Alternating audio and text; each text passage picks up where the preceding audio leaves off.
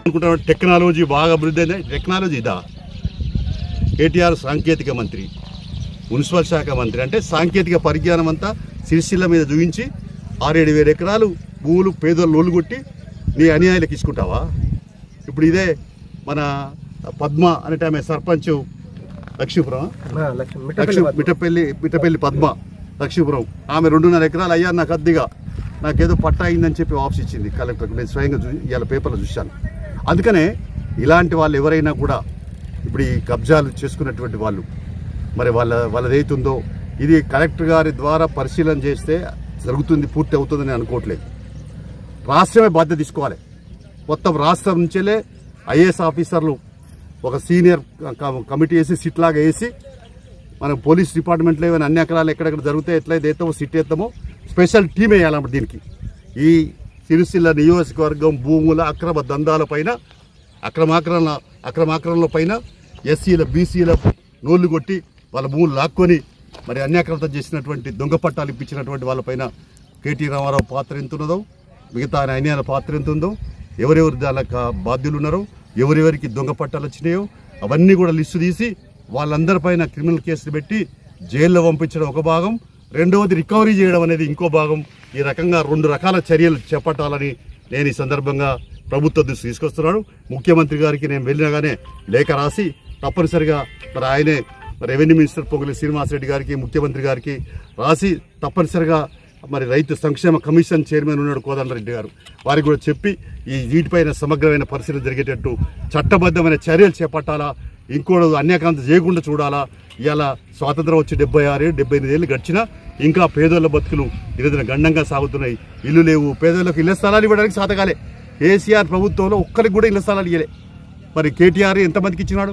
మేము పోయి మహాజన ఇందిరమ్మ కాలనీకి సంబంధించి మేము కలిసి మాట్లాడి రిప్రజెంట్ చేస్తే నేను మాట్లాడతానండి చూస్తానని తప్ప చేసింది లేదు. నేనే రిప్రజెంట్ చేశాను స్వయంగా, నేను వెళ్ళి మాట్లాడినాను.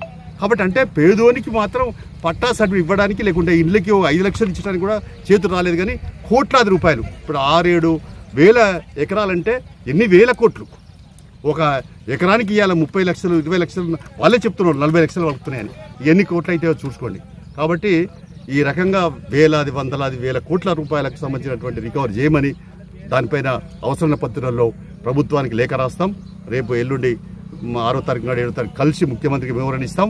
ఆ తర్వాత చేపట్టబోయే కార్యక్రమంలో సిపిఐ ముందు వరుసలో ఉంటుంది, పేదల పక్షాన్ని ఉంటుంది, అట్టడుగు వర్గాల ఎస్సీల బీసీల బడుగు వర్గాల ఉండి ఈ భూములు అన్యాక్రాంతమైన వాటిని పేదోళ్ళకి ఇప్పించేదాకా పోరాటం చేస్తామని చెప్పి కూడా అండగా ఉంటామని చెప్పి కూడా తెలియపరుస్తాం.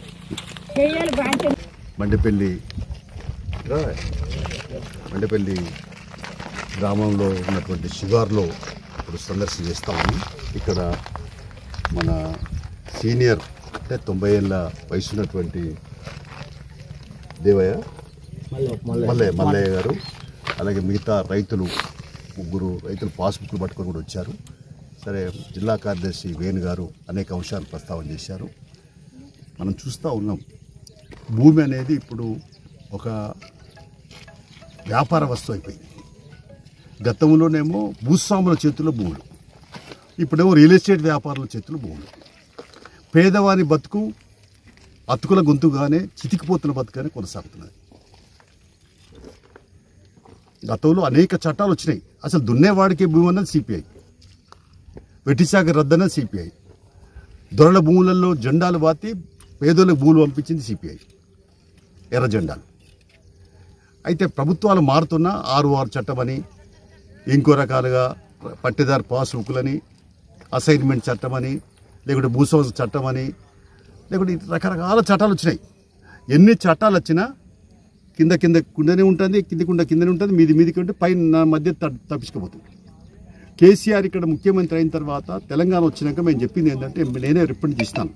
అయ్యా 90 ఏళ్ళ కింద సర్వే అయింది తెలంగాణలో, నైజాం కాలంలో సర్వే అయింది. సర్వే నెంబర్ వారుగా సమగ్ర సర్వే చేయండి. దొంగలేవలో దొరలు తేలుతారు. ఇవాళ రియల్ ఎస్టేట్ వ్యాపారులు సిక్కం భూమి పక్క పొంటి పట్ట భూమి ఉంటాడు, దాన్ని బై నెంబర్ రిజిస్టర్ చేసుకుంటాడు. ప్రభుత్వ భూములు ఉన్న కాడ, కారజ్ ఖాతాలు ఉన్న కాడ, గుట్టలు ఉన్న కాడ పక్క పొంటి పట్ట భూమి కొంటాడు, వాటిని రిజిస్టర్ చేసుకుంటాడు. గుట్టలు కూడా ఇప్పుడు పట్టాలు అయిపోయింది. అవి సాగు చేయడానికి కాదు. అంటే కేసీఆర్ రాజ్యంలో జరగదంటూ లేదు, అంతా మాయే. మరి సూచు మంత్రంగా జరిగిపోయింది. ఆయన కొత్త రెవెన్యూ చట్టం తీసుకొచ్చినప్పుడు నన్నే అసెంబ్లీ పిలిచాడు. మీరు సలహా ఇవ్వండి, సిపిఐ భూపోరాటాలు చేసే వాళ్ళు మీకు చట్టాల మీద అవగాహన పిలిస్తే నేను కూర్చుండి 12 గంటల నుంచి ఉదయం 12 గంటల నుంచి రాత్రి 6 గంటల కూర్చున్నాను. నేను చెప్పింది ఏంటంటే సర్వే నెంబర్ వారుగా సమగ్ర సర్వే చేయండి, నంబర్ 1. నంబర్ 2, ఎవరైతే మోకా మీద కాస్తులు ఉన్నారో వాళ్ళకి పట్టాలు ఇవ్వండి. ఈ ధరణి పోర్టల్ అనేది సెల్లే వైరస్ వస్తుంది, ధరణి పోర్టల్ వైరస్ కాక తప్పదు అని అప్పుడే చెప్పాను. పోడు భూములకు పట్టాలు ఇవ్వండి. ఇలాంటి విషయాలన్నీ ఎవరైతే కబ్జా ఉన్నారో పేదోళ్ళు రైతులకు పట్టాలు ఇవ్వకపోతే వాళ్ళకి ఇవ్వండి అని చెప్పినాం. మంచిది అన్నాడు, అన్నీ చేస్తా అన్నాడు, చట్టంలో రాసినారు. కానీ ఆ చట్టం ఉన్న వాళ్ళ చుట్టాలుగానే మారిపోయింది. ధరణి పోర్టల్ పేరుతో పిఓటి యాక్ట్ కింద అంటే ప్రొహిబిషన్ దానిలో అంటే నిషేధిత చట్టం కింద ఉన్నటువంటి భూములు కూడా పట్టాలు ఇచ్చుకున్నారు. ఇంకా రెగ్యులైజ్ చేసుకొని పిఓటి అంటే నిషేధిత భూముల జాబితాని తొలగించేసి వాళ్ళ మరి ప్రభుత్వ భూములుగా మార్చుకొని వాళ్ళ అనుయాయులకు టీఆర్ఎస్ అనుయాయులకు బాగా ఇచ్చినారు. ఇక్కడ చూస్తే తెలంగాణ వ్యాపితంగా సిరిసిల్లలేమో మనం గమనిస్తే 6-7 వేల ఎకరాలకు పైబడి అన్యాక్రాంతమైనవి. పేదోళ్ళు నోలుగొట్టి రియల్ ఎస్టేట్ వ్యాపారులకి, తర్వాత టీఆర్ఎస్ అనుకూలమైన వాళ్ళకి, కేటీఆర్ తొత్తులకు పట్టాలు ఇప్పించారని అర్థమవుతాయి. దీన్ని మేము సీరియస్గా మరి ప్రభుత్వ దృష్టికి తీసుకురాదలిచాం. ఏదైనా ఇవాళ ఈ రేవంత్ రెడ్డి ప్రభుత్వం కూడా మొన్న భూభారత చట్టం తీసుకొచ్చారు. సర్వే నెంబర్ వారుగా సమగ్ర సర్వే చేయాల్సిందే. తర్వాత ఎవరైతే ఇప్పుడు ఆయన పట్టేదారు పాస్బుక్లు ఉన్నాయి, ఇప్పుడు ఈ పట్టేదారు పాస్బుక్ ఉన్నటువంటి వీళ్ళందరికీ కూడా వీళ్ళకి బాజాప్తా పట్టేదారు పాస్బుక్లు ఇవన్నీ ఉన్నాయి. కాబట్టి వీటికి సంబంధించినటువంటి ఇవి కూడా వీళ్ళకి తప్పనిసరిగా ఇవ్వాల్సిందే. కాబట్టి ఇట్లా పట్టేదారు పాస్బుక్ ఉన్నటువంటి వాళ్ళకి ఇవ్వకుండా అంటే చట్టాలను ధిక్కరించినట్టే, పాలకులు ధిక్కరించారు. కాబట్టి ఇప్పుడు ఈ రేవంత్ రెడ్డి పిలిచాల. అందులో నేను డిమాండ్ చేసేదంటే కేటీఆర్ హయాంలో ఎవరెవరికి పట్టాలైనాయో ధరణి పోర్టల్ ద్వారా అయినా ఇంకో పోర్టల్ ద్వారా నాకు సంబంధం లేదు, వాటన్నిటిపైన అసలు ఈ 10 ఏళ్ల కాలంలో ఎక్కడెక్కడ పట్టాలు ఎలా అయినాయో వాటిపైన సమగ్రమైన విచారణ జరిపించాలి.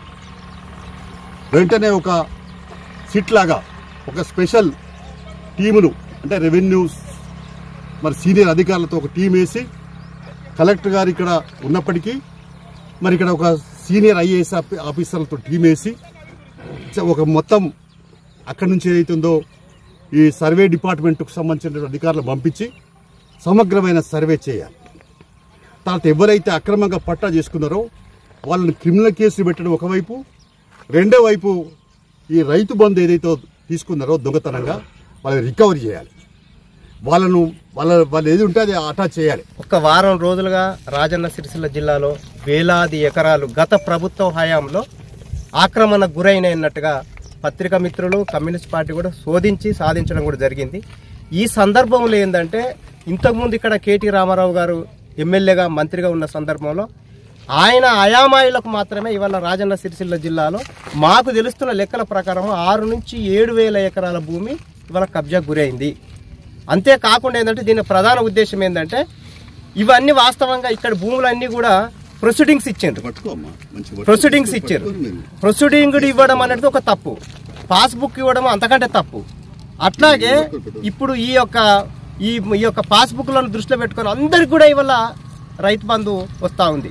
దాదాపుగా 400 ఎకరాలకు సంబంధించినటువంటి భూములు లేవు, కానీ పాస్బుక్లు ఉన్నాయి. ఆ పాస్బుక్ల పైన ఈ యొక్క రైతు బంధు అనేటువంటిది వీళ్ళందరూ కూడా తీసుకుతిన్నారు. దాదాపు 10 సంవత్సరాల కాలంలో ఇది కోటాను కోట్ల రూపాయలు ఈ విధంగా ప్రభుత్వ ఖజానా ఖాళీ అయింది.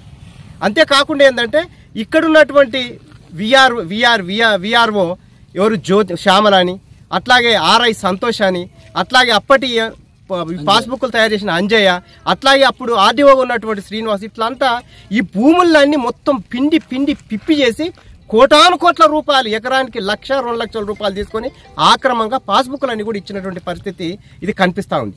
అంటే ఇవి రెవెన్యూ అధికారులకు చట్టం ఉన్నదని తెలిసి కూడా వీళ్ళ భయం లేదు. వీళ్ళకి కావాల్సిందంతా డబ్బులు.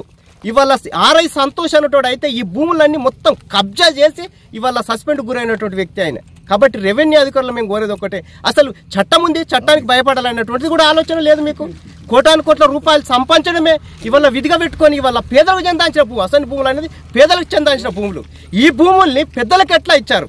ఎన్ని ప్రభుత్వ ఒత్తిడులు ఉన్నప్పటికీ చివరికి కటకటాల పాలయ్యేది రెవెన్యూలో అధికారులు మాత్రమే. కాబట్టి ఈ భూములన్నీ రాష్ట్ర వ్యాప్తంగా చర్చ చేస్తున్నాం.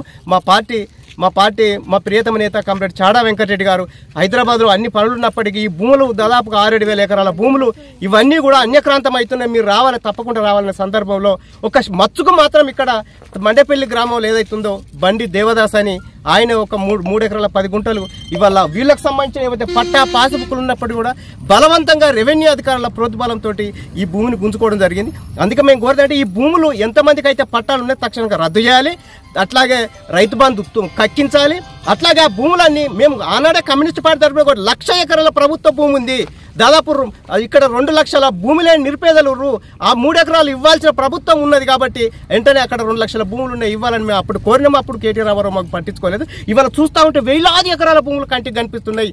దీని అర్థం ఏంటంటే పేదలు ఉన్నారు, భూములు ఉన్నాయి. కాబట్టి తక్షణంగా ఏంటంటే ఈ భూములన్నింటినీ కూడా సస్పెండ్ చేసుకోవాలి, ఆ రైతు బంధు కక్కియాలి. అట్లాగే ఎవరెవరైతే వీళ్ళు ఎవరైతే ఉన్నారో ఈ రెవెన్యూ అధికారులు వాళ్ళ యొక్క ఆస్తులపైన ఇవాళ ఖచ్చితంగా సిబిఐసీ ఎంక్వైరీ చేయించాలి, ఆ ఆస్తులను కూడా ప్రభుత్వం జప్తు చేయాలని ఈ సందర్భంగా ఈ యొక్క విజిటింగ్కి వచ్చినటువంటి మా సిపిఐ జాతీయ మా నేత కామ్రేడ్ చాడా వెంకటరెడ్డి గారిని మాట్లాడాల్సిందిగా. ఇలా భూమి మాకు చేసారు. ఈ 2018 నుంచి ఈ ఏదైతే ఉన్నదో దీన్ని అక్రమంగా ఈ కబ్జా చేసుకొని ఈ మమ్మలను ఎక్కడ కలెక్టర్కి ఇచ్చినాం, ఎంఆర్ఓకి ఇచ్చినాం, అందరికి ఇచ్చినాం. ఎక్కడ ఏం పని కాలేదు, ఇన్నేళ్ళ ఏది కాలేదు. అయితే ఇప్పటి వరకు ఎలాంటి చర్యలు లేవు. కాకపోతే ఇప్పుడు ఇట్టి జాగాను మాకు పేదవాళ్ళకి ఇచ్చి మమ్మల్ని కాపాడాలని కోరుకుంటున్నాం.